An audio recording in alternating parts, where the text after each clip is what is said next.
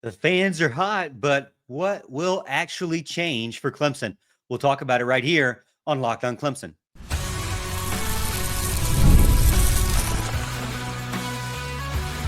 You are Locked On Clemson, your daily podcast on the Clemson Tigers. Part of the Locked On Podcast Network, your team every day.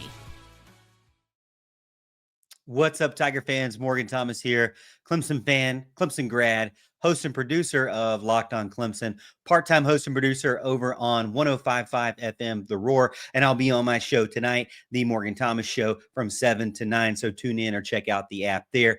Thank you so much for making Locked On Clemson your first listen of the day. We're part of the Locked On Podcast Network, your team every day, and big salute out there to the everydayers for hanging with me every single week, Monday through Friday, exclusive Clemson content right here for you. And if you're new to the show, welcome in. Hope you enjoy it. Hit that like and subscribe button if you do, so you won't miss another episode.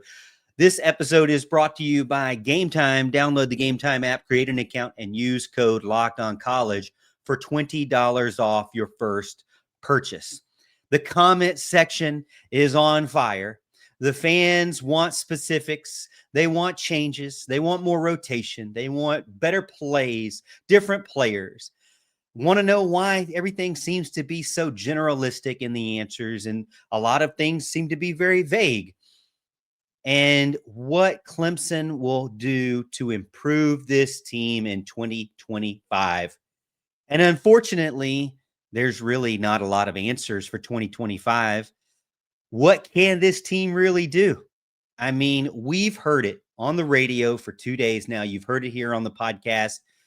We've listened to fans. You've listened to your friends, your dad, your mom, your grandma, everybody in between telling you what they think is wrong with Clemson. And to be honest with you, the scary thing is that they're probably all right. As much as you and I maybe disagree with certain, specifics of the team and what needs to be fixed right now versus tomorrow or next week or next year, at the end of the day, a lot of what our gripes have a lot of accuracy and are very valid with what's going on with this team. And I say that to not say, congratulations, football. I say that to say, that's how bad this Clemson football team actually has been in 2025, that you could pick just about anything that you want to complain about or anything that you think needs to improve. And you are probably right, because this team doesn't really have one thing that you could say that they're just absolutely amazing at. That's one of the biggest things, is that there's not a specific identity. What does this team want to be on defense? Who are the leaders on defense? Who are the superstars? The ones you want to go buy the jersey of? The ones you want to, get their autograph from? Have we heard any leader out there on the defense? The ones you thought are pretty quiet now.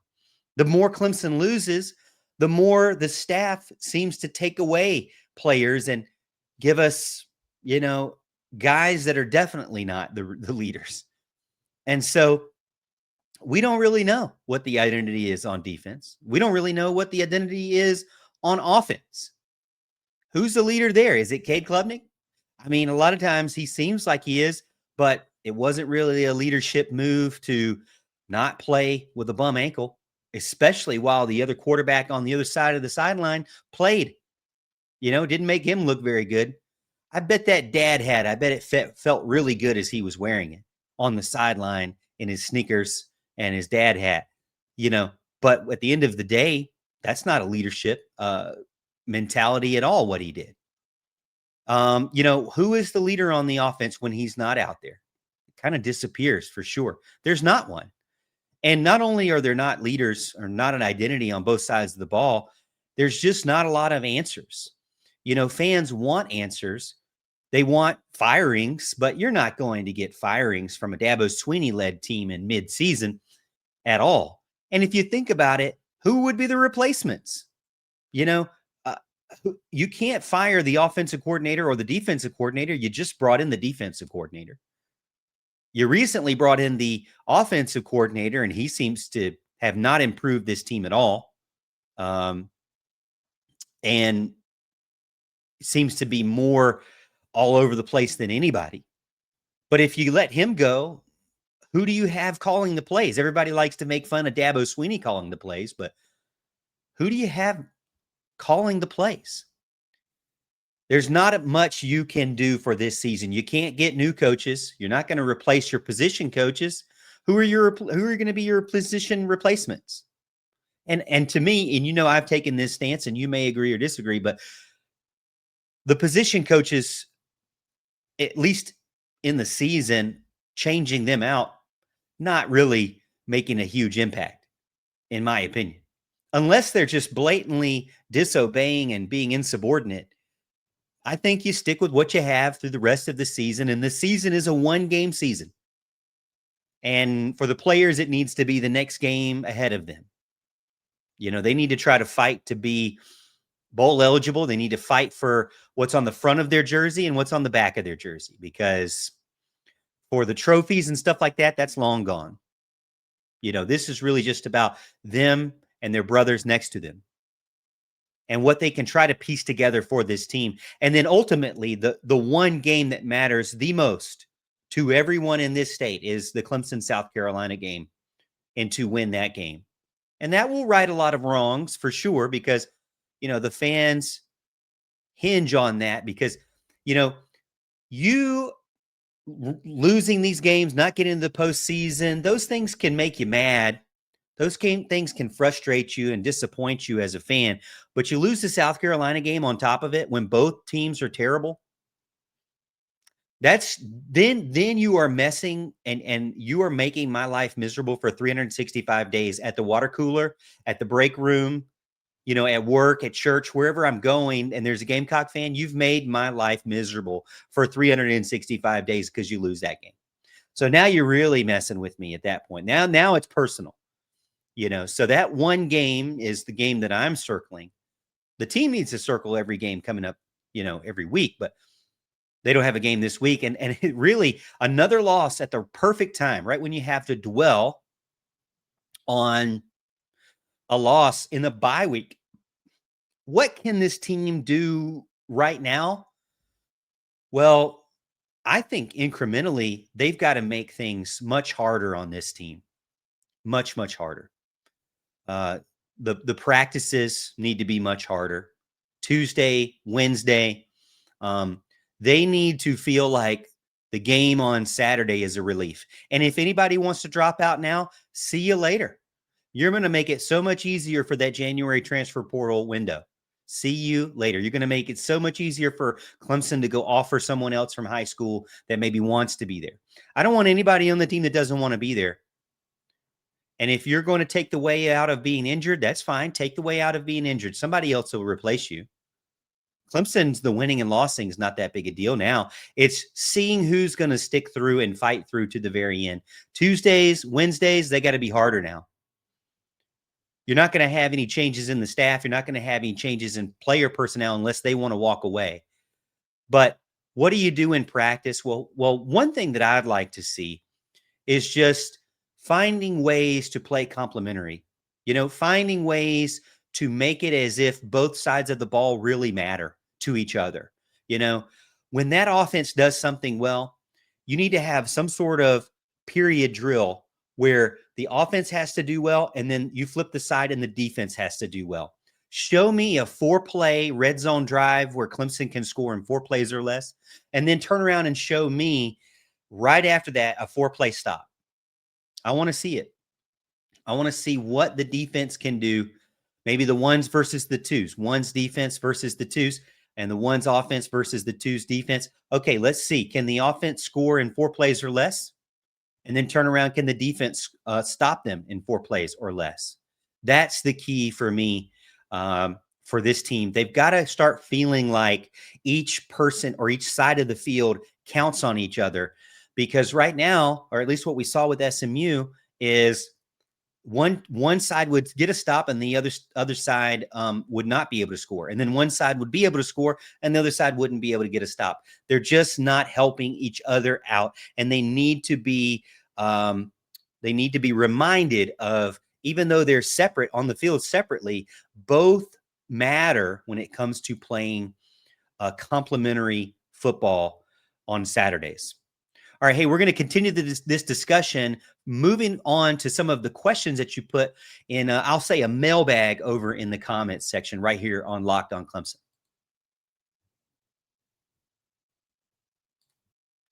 Let's be honest. Most of us can't even name all of our financial accounts, let alone what they're worth. Between 401ks, savings, and investments, it's easy to lose track, and that can mean leaving money on the table. That's why I started using Monarch, an all-in-one personal finance tool that brings your entire financial life together in one clean, easy-to-use interface on your laptop or on your phone. I love when I can review everything with my wife and share our goals and make financial decisions easier together and not feel so disconnected with our future. So don't let financial opportunities slip through the cracks. Use code LOCKEDONCollege at monarchmoney.com for 50% off your first year. That's monarchmoney.com. Code LOCKEDONCollege for half off your first year. This episode is also brought to you by FanDuel. The NFL season is here, and FanDuel has an offer you don't want to miss. Right now, new customers can bet just $5 and get $300 in bonus bets if you win. That's right. Pick a bet, put down $5, and if it hits, you'll unlock $300 in bonus bets to use across the app. Hey, remember how I said my fantasy team was in the trash? Well, I actually did finally get a win. I'm 1-5 overall, a little bit worse than Clemson, if you can believe that, but I'm telling you right now, I don't have to be down in the dumps because I have FanDuel. I can go on there and get into the player parlays, the player props, the in-game lines, all kinds of stuff you can do on FanDuel, even if your fantasy team's kind of stinking it up. So what are you waiting for? Visit FanDuel.com and download the FanDuel app today to get started.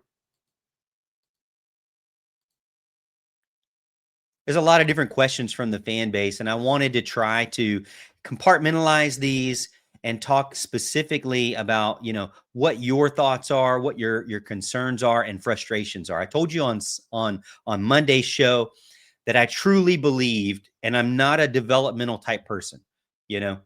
I know as a youth league coach that you can try your best to be the best coach. You can spend hours with players, but there are just people who are talented and some that are not. It's like eyesight. Some people have great eyesight. Some people do not. You're not going to be able to outcoach bad eyesight.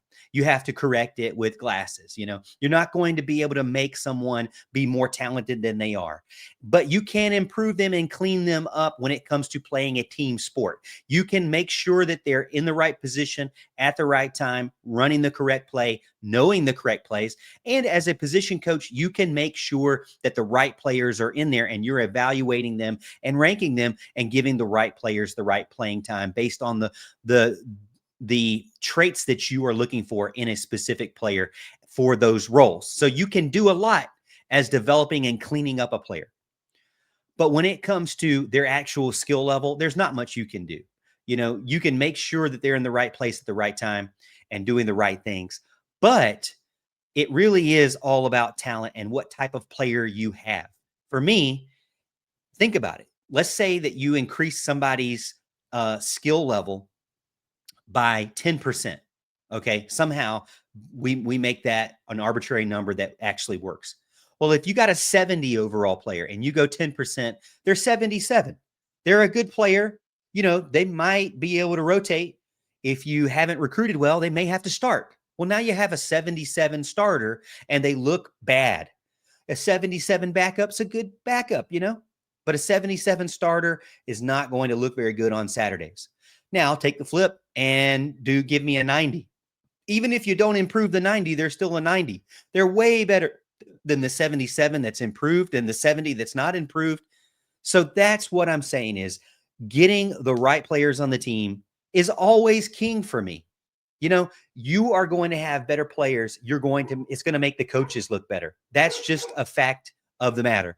Better players make the coaches look better and make it look easy. And so that's my first thing, is that Clemson has to find ways to get better players out there. But that's not an answer that you want today, because that doesn't help today. That doesn't help Clemson in 2025. And to be honest with you, there's not much that can help 2025. But all right, I'm off my soapbox, getting into some more questions that you had as well, not just the question about my evaluation, but when it comes to 2025 and the questions that you had in the comments. One person said, well, why don't we try a different running back if Adam Randall is 2.9 yards per carry? Well, it kind of goes back to the fact that CJ Spiller had 3 years of poor recruiting so far and hasn't been able to replenish the running back room. That's why you have a wide receiver in the running back position, even though Adam Randall has had a good year so far in that position, but he makes mistakes. He doesn't hit the holes the way he needs to. He's not very good blocking in the pass game. And so he's not the best overall running back, but he is serviceable because he's a hard worker and he has talent and he can make plays with the ball in his hand, and he's going to play hard and he's going to play with all of his heart for Clemson. So you can't say the effort is not there.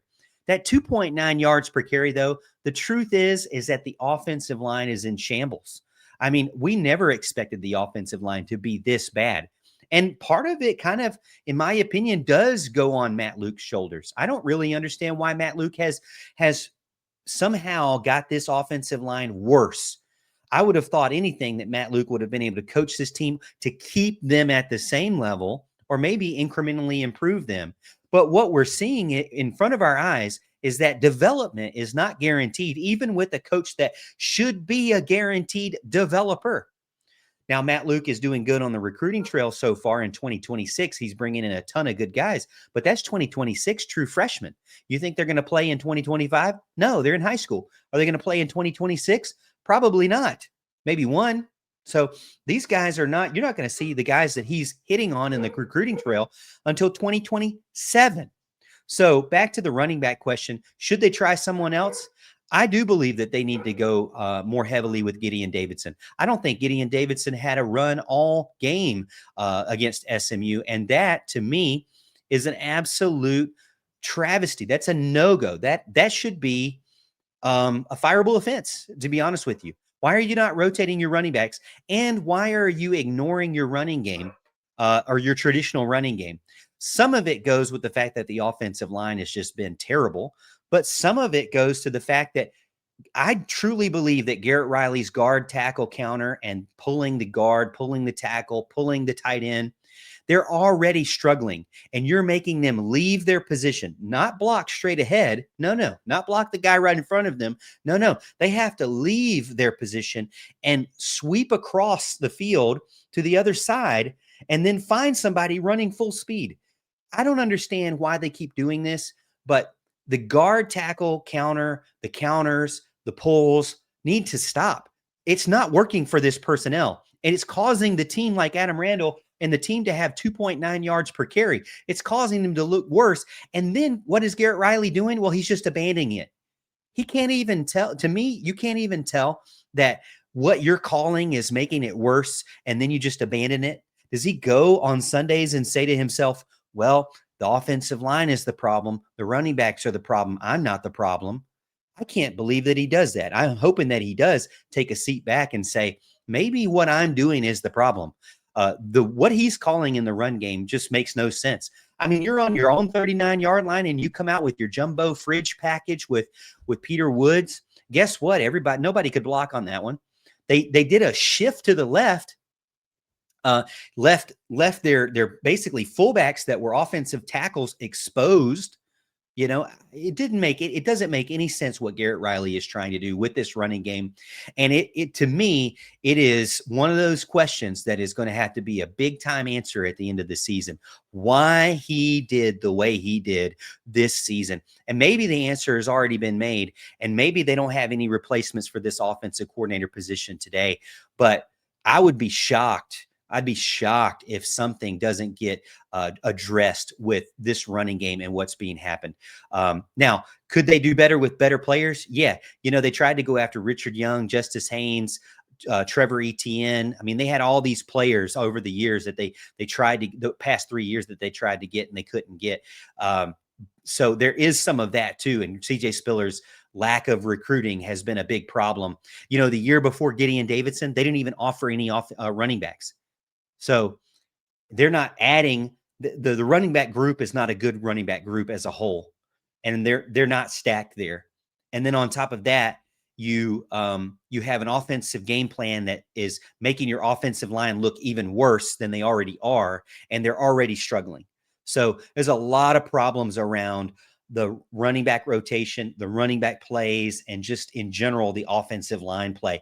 I mean, I know that that's a long answer for that question, but I got to tell you, I don't think there's any solution right now because you're going to have to replace players, get better players, and possibly even decide what you're going to do with the offensive game plan. Because what's being asked at this level, maybe it worked in the Big 12, but to be honest with you, Sonny Dykes and Kendall Briles over at TCU scoring 36 points per game. Clemson, or 39, I think 36 or 39 points per game. Clemson struggling to get 26. And as you can tell, Clemson's struggling really to get 21 against the better teams. So it's not working on offense. That's for sure. All right. Hey, on segment 3, we're going to talk about more changes that could be made or what they could do this year, and answer more of your mailbag or your comment questions here on Locked on Clemson. College football is back, and I couldn't be more excited. The tailgates, the rivalries, the energy in the stands, there's just nothing like it. And let's be real, actually getting tickets can feel more like a battle than the game itself. Endless queues, hidden fees, prices jumping at checkout. That's why I use Game Time, the app that gives the advantage back to the fans. It's the easiest way to score last-minute tickets at the best prices with no surprise fees. What you see is what you pay. I love the zone deals because when you click on them, you can see exactly the areas that have the best deals and kind of see where you're going to be sitting, so you can pick the best possible option at the best possible price. So take the guesswork out of buying college football tickets with Game Time. Download the Game Time app, create an account, use code LOCKEDONCollege for $20 off your first purchase. Terms apply. Again, promo code LOCKEDONCOLLEGE for $20 off. That's Locked on College. Swipe, tap, ticket, go. Download Game Time today. All right, some more of your questions here. And again, we're starting segment 3 here. Thank you for hanging with me through 3 segments. I know it's been a tough season, but we're sticking it out. We're all Clemson fans, and some of you Clemson grads like myself. And so we're going to all enjoy the suck, as they say in the military. Embrace the suck, as they say. So, but thank you so much. If you haven't already and you're new to the show and you're still here, well, you're awesome. And go hit that like and subscribe button. Not only does it help the algorithm for me, but it helps get this video out to other Clemson fans possibly, and helps you not miss another episode, because I do one every weekday and after the game, this season as well. So, and we don't stop just during football season. We talk about basketball and baseball and softball and anything in between. Okay, so Tom Allen came out too and talked about what struggles he's having to deal with, and some fans are asking, why, if Clemson cannot get pressure. Now Clemson's defense is the 4-2-5, and I've told you that I don't like Tom Allen's 4-2-5. I don't think that they're getting any pressure at all, and to be honest with you, and when they do, they have to send 6, which that means you're exposing yourself. You have no linebackers out there. You're just sending both linebackers. And so the over the middle makes it much tougher. And then if you cover the middle, in the short middle or the middle, you then expose yourself to the outside. So what we're seeing in these big time chunk pass plays that are going out there, Clemson's one of the worst teams in guarding the plus 10-yard pass plays on defense. What we're seeing is they're just getting exposed. But some of the problems is not being in the right position. Some of the problems is just not being talented enough. I mean, when Tom Allen calls more blitzes, then he exposes his secondary even more. And he came out today and he kind of said, what would he like to have? Well, he wants guys that want to play football, but he also mentioned one specific thing, and that is length and speed. And to be honest with you, unfortunately, it all goes back to recruiting, but RJ Mickens is not on the team anymore. And so what happened? What caused the fall off? Well, the fall off is that you've got a converted wide receiver at safety, which we really wanted him to be safety anyways from an athletic standpoint. But It's not a truly recruited player that's been at that position for years from high school that was one of the top in the country. No, Clemson has struggled in specific recruiting with specific areas year over year, not just 1 year, more than 1 year. And they never went into the transfer portal to get any new players. And what's happened is now they're stuck with these guys who were lower down on their list and are just getting burned and don't have the speed, don't have the length to keep up. And Tom Allen mentioned today he doesn't truly trust playing man up. And if you're 4-2-5 and your front four can't get pressure, well, then you have to bring two more. So then you bring in all six in your box to blitz just to get pressure. Well, now everybody has to play man. And when you play, what have we seen with Clemson's defense? They get exposed when they're cover zero. They get exposed when they're cover one. Outside of Avion Terrell and for the most part, Ashton Hampton, those two guys are a little bit better locked down. But, you know, Clemson's defensive coordinator has made it clear. His personnel, he does not trust to play consistently man. And, you know, he doesn't trust to blitz much because every additional person you have to bring in, it exposes that secondary even more. So just imagine how bad the secondary is right now. But what if he had to continue to blitz as much as he did? Now, the biggest problem is with all of this is that the defensive line, it has been an utter failure. We know that this defensive line is a highly paid defensive line. Some people get in the comments and they say, well, Morgan, how can you talk about portal? How can you talk about adding new players? Clemson doesn't have any money. I think you're absolutely losing your mind if you think Clemson doesn't have any money. You see an 80-something thousand person stadium out there with all the bells and whistles, all the lights, all the renovations. You see the athletic complex out there. You cannot tell you every single player that starts on this team has a nice car. You cannot tell me this team does not have money to spend. You think that this team lost only 8 players to the portal after last season because they don't have any money, because it's just, you know, good vibes? No, they paid this defensive line a lot of money. You think that Will Helt came to Clemson just because he loves Clemson? He had no connection to Clemson at all. They never even recruited him as far as I remember.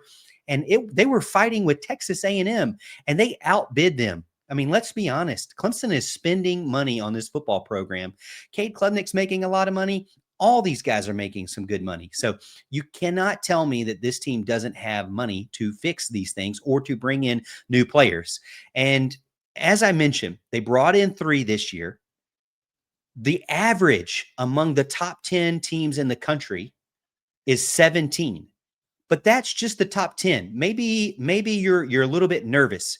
You're thinking, well, Clemson doesn't have the money of Indiana that brought in 24 transfer portal players. Clemson doesn't have the money as Indiana. Clemson doesn't have the money as these other teams that are bringing in players consistently. Think about this way. What other team is only bringing in 3 transfer portal players? Across the board, every team, even down in Coastal Carolina, is bringing in transfer portal players. So the thing is Clemson's got to keep up. And if your coaching staff is telling you, hey, we don't have speed and we don't have length, well, you could go down there's two talent acquisition markets that you can use. You can use the high school player market. You can use the transfer portal player market. Well, we know what we're going to get with the high school player market.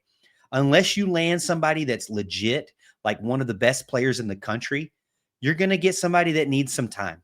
It's not going to be ready in year one, more than likely. And if they are out there year one, they're going to get exposed to being inexperienced out there. You know, that's just what it is. Even the best players out there get exposed. And like Gideon Davidson on the previous question, he was one of the best running backs in the country. And they landed him. They brought him in. But was he really ready, or is he really ready as a true freshman? So you get in that market, and that's not an immediate fix market. It really isn't. Unless every now and then there's an immediate fix guy, but they're still going to have flaws. When you go into the transfer portal, those guys are immediate fix guys. They may not be amazing. They may not have as high of a ceiling as the high school guys, but you need immediate fixes for areas that you can tell are bad. And if Tom Allen is telling you that they're bad, then you shouldn't be shocked when they're bad. If he's saying, I need more length and I need more speed at the positions in the secondary, then he needs more length and he needs more speed in the positions at the secondary. Dabo Swinney can't say he didn't know, because he went onto the podium and told all of us that that's what he needed. So how are you going to do that? Well, if you don't see it in your freshman market, well, then you've got to go get it in the transfer portal market. And these guys aren't like doorbuster expensive guys. I'm not saying that you have to go get a $5 million safety, because that's not realistic. I'm not even saying you need to go get a $5 million quarterback. But there can be affordable players out there that Clemson can spend a little bit more on. And another way to free up some money, like I mentioned yesterday, I believe, if you've got somebody who's been on the team for 5 years or 4 years and they have less than 50 snaps total in their career, why are they still on the team? Especially if they're getting paid any sort of money.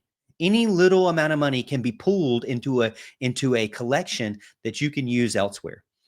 And this idea that only Nike and Gatorade are paying players is so out the window. That's what we thought at the beginning with NIL. The collective is what's paying these players. The 110 Society is what's paying these players. Donors are paying these players, and they're doing it with the facilitation of the school. And as of 2025, July 2025, they're starting to pay $25 million share of revenue.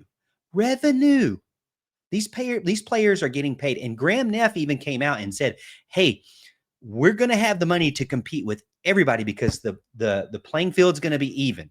He's right when it comes to revenue generation and revenue sharing. That playing field's going to be even. But the sweetening the pot part, that's still going to be out there. The NIL, the 110 Society, these collectives that are out there, unless they ban the collectives, which I believe they should, they're going to be teams that are going to be able to raise more money than other teams, and that's still going to leave a gap there between, the haves and the have-nots. But Clemson is definitely not a money have-not. I mean, look at everything that you see out there. I just went to the volleyball game 2 weekends ago, and it's state-of-the-art everything in that gym. So Clemson's got money, all right? All right. Hey, thank you so much, everyone, for making Locked On Clemson your first listen of the day. We're part of the Locked On Podcast Network. And for your second listen, check out Locked On ACC with Kenton Gibbs and Alex Dono. Break down the most interesting college sports conference in the country. That is the ACC. From the rivalries to the championships to every game in between. Find Locked On ACC on YouTube or wherever you listen to podcasts. And as always, Tiger fans, hey, I'm about to head to the studio. I'll see you tomorrow, and I'll see you at the top of the hill.